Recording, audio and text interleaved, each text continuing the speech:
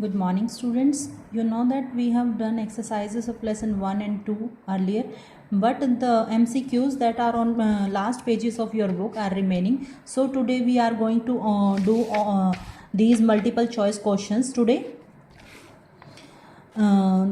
It is our first lesson, globe, a model of the earth. So let's start. Our first question is, on which planet is life found? कौन से planet पर life पाई जाती है, जीवन कौन से planet पर पॉसिबल है? तो सबको पता है कि अर्थ ही एक ऐसा प्लानट है जिस पर लाइफ पॉसिबल है, तो यहाँ हम क्या लिखेंगे, क्या किसको टिक करेंगे? अर्थ। नंबर 2 है हमारा, who sailed around the earth? किसने पृथ्वी के चारों ओर चक्कर लगाया था? तो सब पृथ्वी के चारों ओर चक्कर लगाने वाले कौन थे, अर्थ का राउंड लगाने वाले कौन थे? Ferdinand Magellan. फर्डिनेंड मैगलन जो थे उन्होंने अर्थ का पूरा राउंड लगाया था। How much part of earth surface is covered with water? पृथ्वी का कितना भाग पानी से ढका हुआ है? तो अर्थ का 70% पार्ट जो है वो पानी से ढका हुआ है, बाकी 30% लैंड है। क्वेश्चन नंबर 4 है हमारा, what do we call the large bodies of water? पानी की लार्ज बॉडीज को क्या कहा जाता है? तो छोटी वाटर बॉडीज़ को हम लेक्स, रिवर्स, पॉन्ड्स, सीज का कहते हैं, लेकिन छोटी वाटर बॉडीज़ जो हैं उनको हम बड़ी वाटर बॉडीज़ जो हैं उनको हम ओशियंस बोलते हैं। नेक्स्ट हमारा question number 5, what is a man made model which shows the earth? इंसान के द्वारा बनाया गया ऐसा कौन सा मॉडल है जो अर्थ को हूबहू ऐसी ही शक्ल में दिखाता है जैसी हमारी अर्थ है? तो इंसान के द्वारा बनाया गया ऐसा मॉडल कौन सा है? हमारा ग्लोब। ग्लोब एक ऐसा मॉडल है जो अर्थ की हूबहू शेप दिखाता है जैसे अर्थ है रियल में। क्वेश्चन नंबर 6 है हमारा, what causes day and night? किसके कारण दिन और रात बनते हैं? Rotation of the earth, revolution of the earth, the position of the earth, none of them. तो अर्थ की रोटेशन जो है, अर्थ अपनी एक्सिस पर जब रोटेट करती है तो उसके कारण दिन और रात बनते हैं। 24 घंटे में एक चक्कर पूरा करती है अर्थ, तो उसमें दिन और रात बनते हैं। क्वेश्चन नंबर 7 है हमारा, which is the largest parallel on the earth? Earth पर सबसे लंबी पैरेलल कौन सी है? Tropic of Cancer, equator, Tropic of Capricorn और नन ऑफ देम।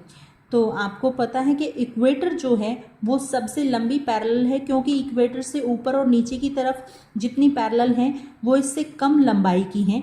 इक्वेटर से जितना ऊपर और जितना नीचे हम जाते हैं उतना ही पैरेलल्स की लंबाई इक्वेटर से कम होती चली जाती है, तो सबसे लंबी पैरेलल हमारी इक्वेटर है। क्वेश्चन नंबर 8 है, which parallel of latitude is running close of Delhi? Delhi के नज़दीक कौन सी पैरेलल जो है वो दिल्ली के बिल्कुल नज़दीक से जाती है? तो वो पैरेलल है हमारी 29 डिग्री नॉर्थ। 29 डिग्री नॉर्थ जो है वो दिल्ली के पास से गुजरती है। Question number 9, which meridian is designated as the international date line? कौन सी मैरिडियन को इंटरनेशनल डेट लाइन का नाम दिया गया है? तो वो है हमारी 180 डिग्री मैरिडियन जो है उसको इंटरनेशनल डेट लाइन का नाम दिया गया है। Question number 10, the top most point on the globe is called?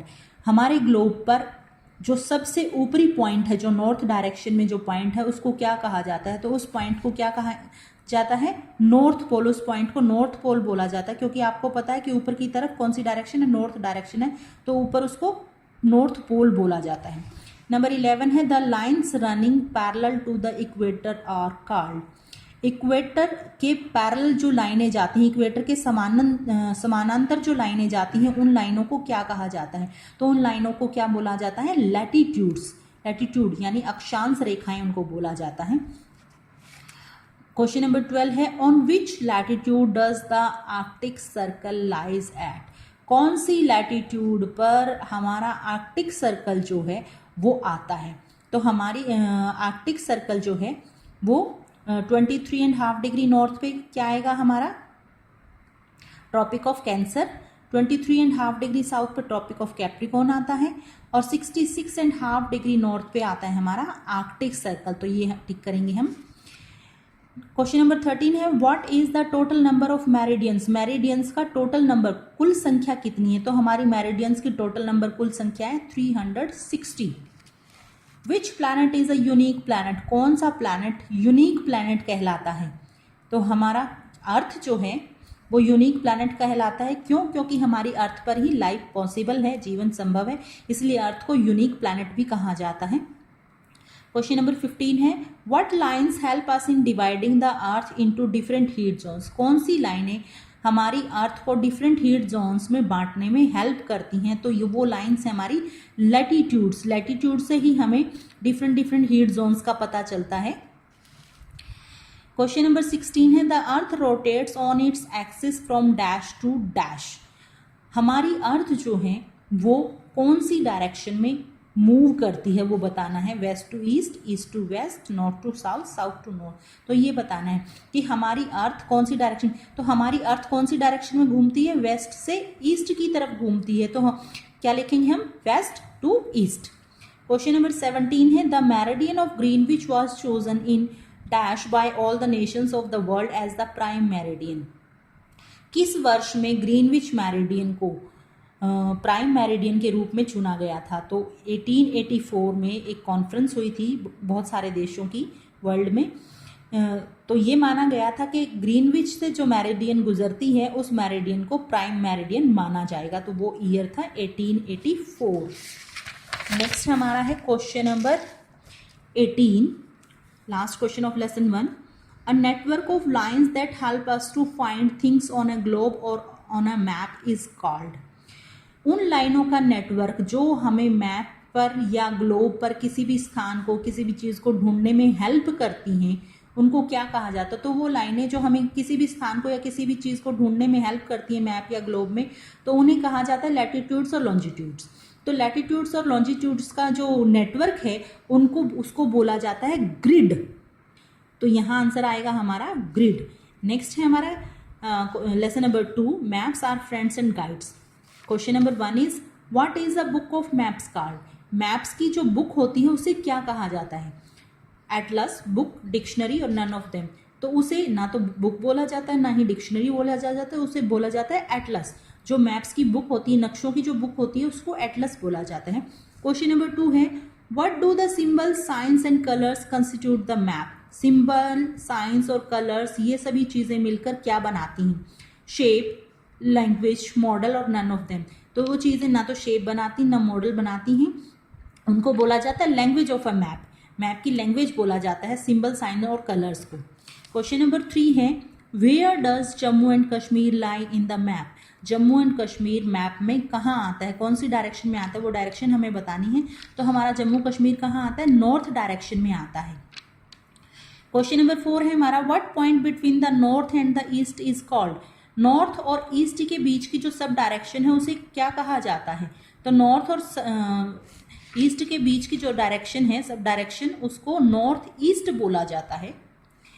तो नॉर्थ ईस्ट टिक करेंगे हम यहाँ। क्वेश्चन नंबर 5 है what is the ratio between the distance on the map and the distance on the ground is called, तो map में किसी भी स्थान की दूरी और उसकी एक्चुअल डिस्टेंस ग्राउंड पे कितनी है उसके बीच का जो रेशियो है उसको क्या बोला जाता है? तो उसको हम क्या बोलेंगे?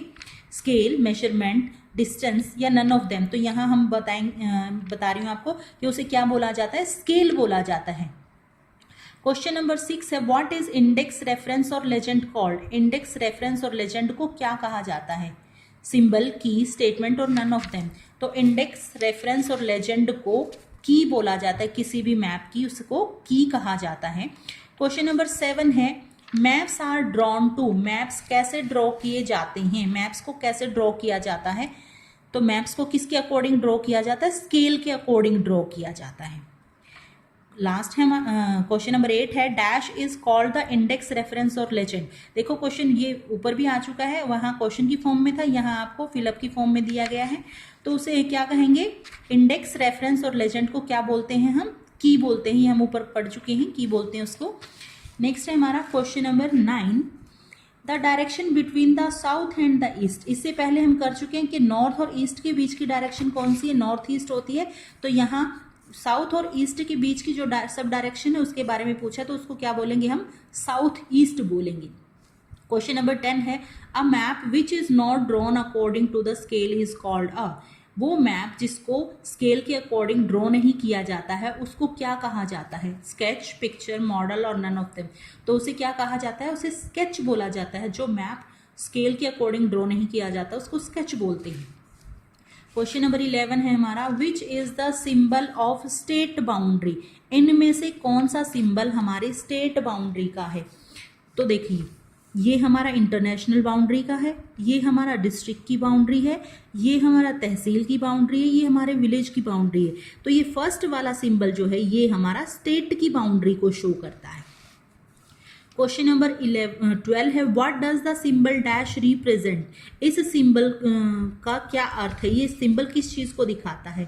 Cart road, narrow gauge, stream या अनमेटल्ड रोड? तो ये जो सिंबल है ये सिंबल हमें दिखाता है अनमेटल्ड रोड को, यानी ये रोड जो है वो पक्का नहीं है, हाईवे नहीं है, ये अनमेटल्ड रोड है।